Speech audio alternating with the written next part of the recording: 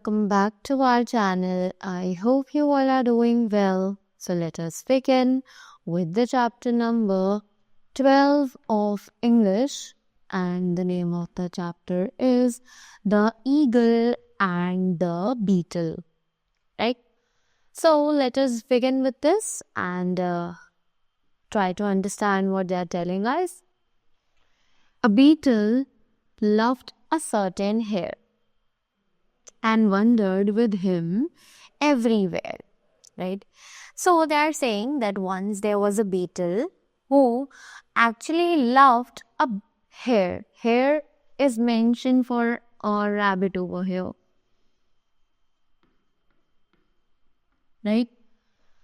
And he actually used to wander. Wander means he actually used to roam with him everywhere, right? They went to fairs and feasts together. कि वो लोग हर जगह, चाहे वो fears हो यानी कि मेले, चाहे वो फीस्ट्स हो यानी कि डिनर, वो सभी जगह एक साथ जाते थे. Took walks in any kind of weather. वो दोनों हर मौसम में, किसी भी मौसम में एक साथ घूमना पसंद करते थे.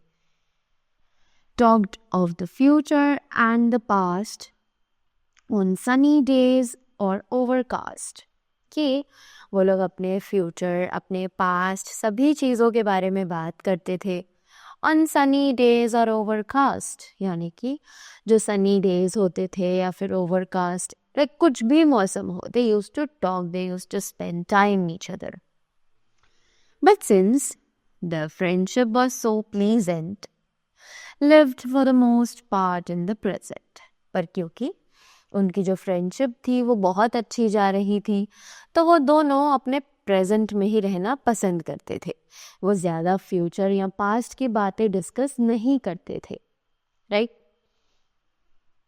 One day, alas, an eagle flew above them, and before they knew what cloud had shadowed them, the hare hung from her talons in mid-air. Please spare my friend, the beetle cried. अब एक दिन क्या हुआ, उनकी किस्मत थोड़ी खराब थी और एक ईगल उनके ऊपर से होकर गुजरी, और जिससे पहले कि वो समझ पाते उन्हें एक क्लाउड की शैडो में आना पड़ा, राइट? कि जो क्लाउड की शैडो थी वो उनके ऊपर आ चुकी थी, और उसी मोमेंट उन्होंने देखा कि जो रैबिट है वो अपने टेलॉन्स यानी कि जो पैर होते हैं पीछे के, उन पैरों से लटका हुआ है और बीच हवा में उड़ रहा है. और उसी वक्त जो बीटल है वो रो रहा होता है अपने दोस्त की आज़ादी के लिए, राइट? ही सेज कि मेरे फ्रेंड को छोड़ दो.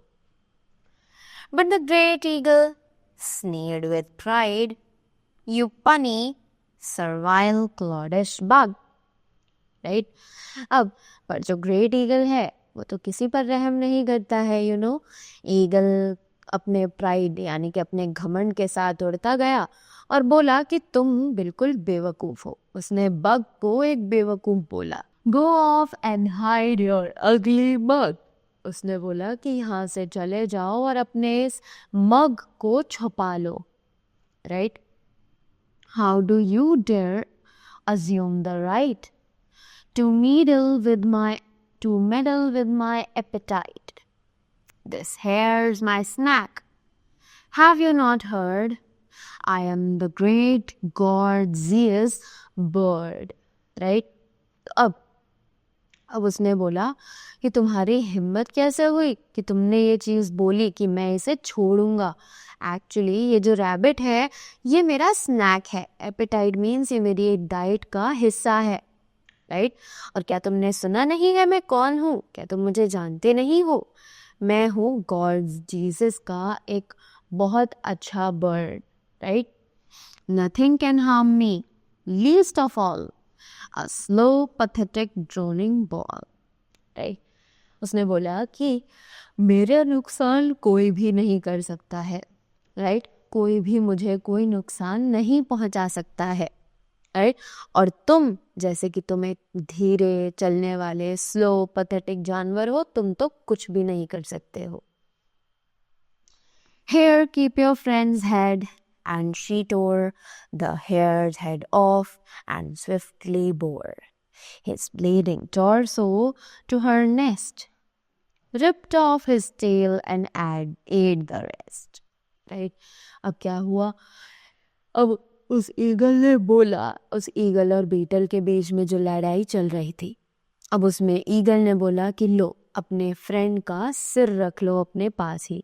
अब उसी मोमेंट उस ईगल ने रैबिट का जो सर था वो उसकी बॉडी से अलग कर दिया और वो उसकी बाकी की बॉडी लेकर अपने नेस्ट पर चली गई। और वहाँ जाकर भी उसने उस रैबिट की बॉडी की जो टेल थी उसको अलग कर दिया और उसकी पूरी बॉडी को खा लिया। The beetle stared at her friend's head and wished that she herself was dead. अब जो बीटल थी, she saw that she was actually staring at the rabbit's head. वो अपने रैबिट के हेड को देख रही थी और उस समय उसके मन में सिर्फ एक ही बात चल रही थी, जो कि थी कि काश उसके साथ साथ वो भी मर जाती।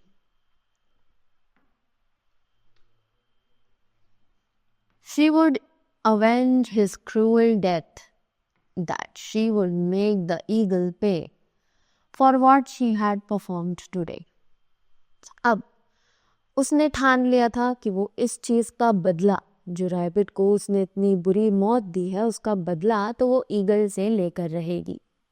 राइट? कि अब ईगल को उसके किए का भुगतान करना पड़ेगा। राइट? कि जो भी उसने आज किया है उसके लिए उसे सजा तो मिलेगी। Next day, she slowly tracked the trail from drop of blood to tuft of tail, till high upon the mountain crest, she found a huge unguarded nest. अब अगले दिन उसने उन ब्लड की ड्रॉप्स को पीछा करते करते she actually reached उस ईगल के नेस्ट तक, right? At the hour that yesterday the bird had plunged towards her prey, the beetle with her 6 short legs rolled out the mighty eagle's eggs.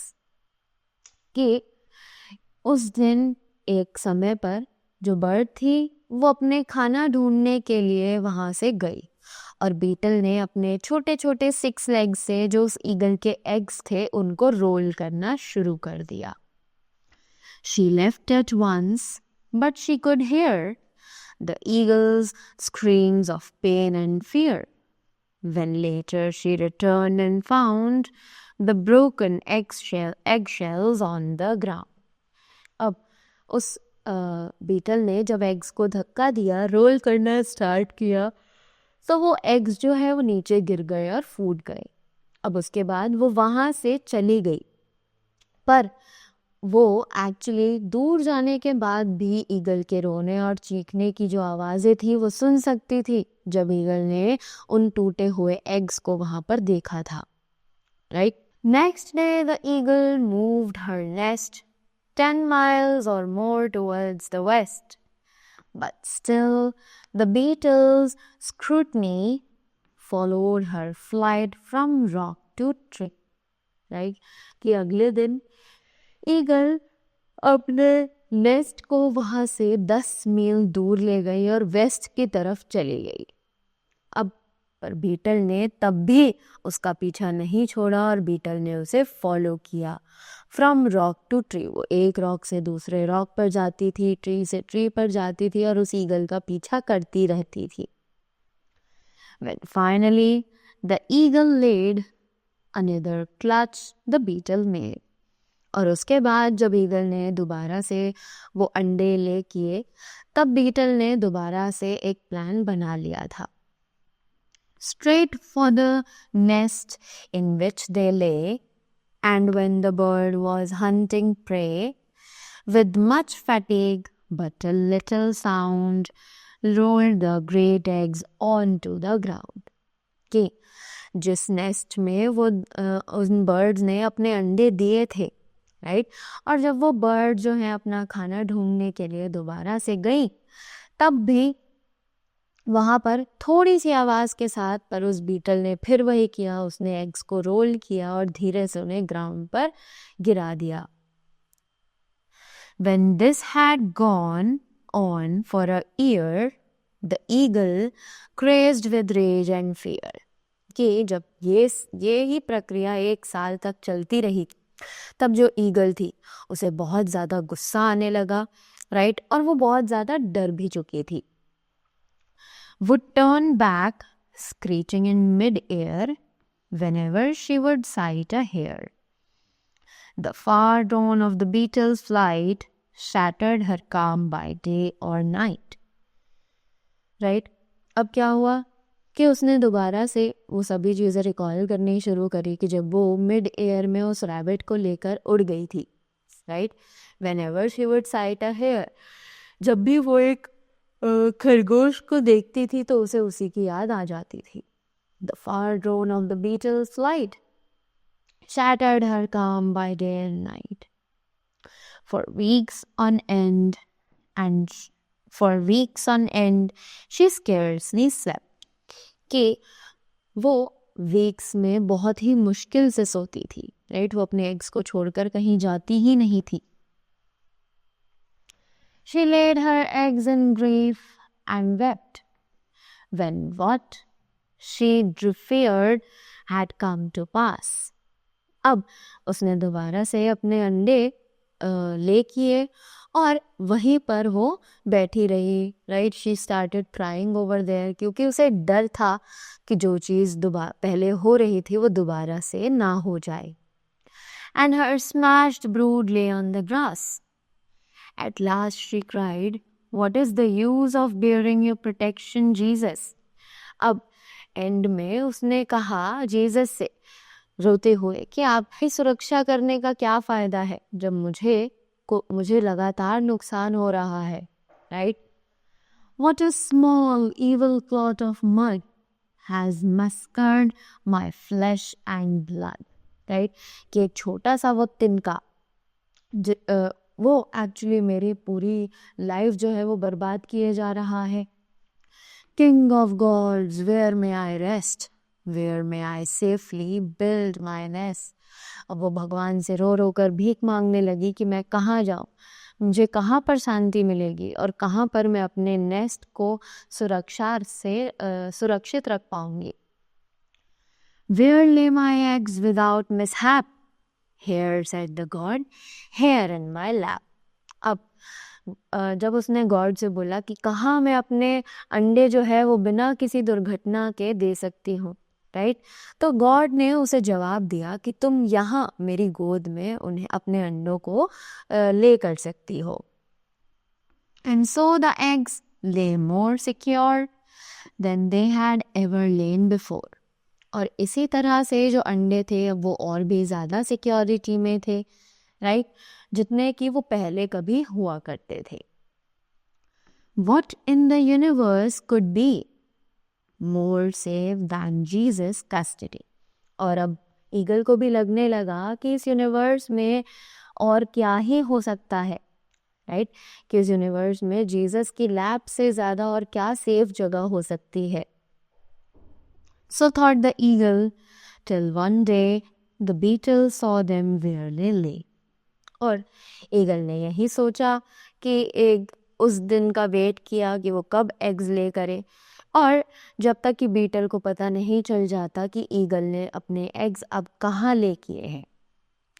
And aiming with precision flung a microscopic ball of dung into the lap of mighty Jesus, who rising spewed divine abuse and shaking dirt from off his legs unthinkingly tipped out the eggs. और इसी तरीके से अब eagle ने क्या किया, ऊपर से ही अपने जो एग्स थे उनको जीसस की लैप में डालना चाहा, पर एक्चुअली जो एग्स थे वो बहुत ज़्यादा डर्टी थे. अब जीसस को लगा कि वो एक्चुअली कुछ बॉल्स ऑफ डंग हैं जो उनके लैप में आकर गिरे हैं, और उसी वक्त जीसस खड़े हुए और उन्होंने अपने जो वो डस्ट थी पैरों पर से वो हटानी चाहिए, और जैसे ही वो खड़े हुए the eggs again fall down and they broke again. right? Past hope the eagle pinned away and died of grief and to this day. और इसी के साथ ईगल की जो लास्ट होप थी अब वो भी खत्म हो गई और इसी दुख के साथ अब ईगल भी मर चुकी थी. They say the eagles will not nest in months when beetles fly their nest. और ऐसा कहा गया कि ईगल्स अब तब तक अपने नेस्ट में नहीं जा सकती हैं जब तक कि जो बीटल्स हैं वो उड़ना शुरू नहीं कर देते हैं.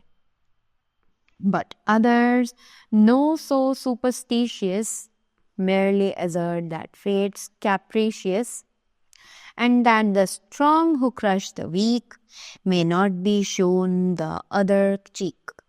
राइट और इसी तरीके से ये साबित हो गया कि जो लोग अपने ताकत का घमंड दिखाते हैं कमज़ोरों पर, राइट, उनके जीवन में कभी भी जो सुख चैन है वो नहीं आ सकता है. Right. So that was a beautiful poem which was actually composed by Vikram Seth. Right? So that was all from my side. I hope you all got the things well. So thank you so much and do have a great day ahead.